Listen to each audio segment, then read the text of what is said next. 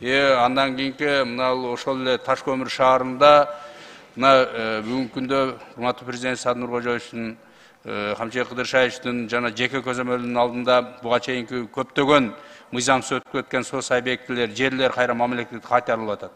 Ошонун дой мезгилде мына Таш көмүр шаарында дагы убагында университетке, Жалал Абад мамлекеттик университетине өтүп кеткен Чебурашка балдар бакчасынын имараты бар экен.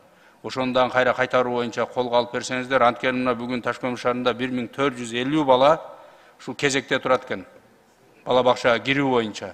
Эгер ошону кайтарып берсе, мэрия өзүнүн көзөмөлүнө алып, ушул балдарга шарт түзүп берсек дейт. Маткеримов Айбек Тураталиевич ишке берилет. Рахмат, Нурлан Асанбекович. Саламатсыздарбы, урматтуу депутаттар. Алмаз Акынжанович, биз эми Кыргызстан толук аймакта жашап туруп, анан таза сууга муктаж болгонубуз бул жакшы көрүнүш эмес да.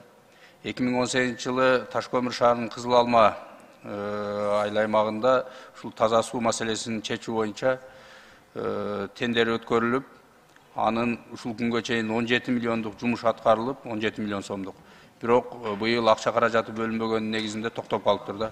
Бул эми 5 жылдан бери жасалып келаткан жумушту батыраак бүтүрбөсөк, анын кайра эле жаңы жасалып аткандары эскиге жетип калат. Ошону колго алып, калган акча каражаттарын бөлүп берип, ошол жумуш аягына чыкса деген ой.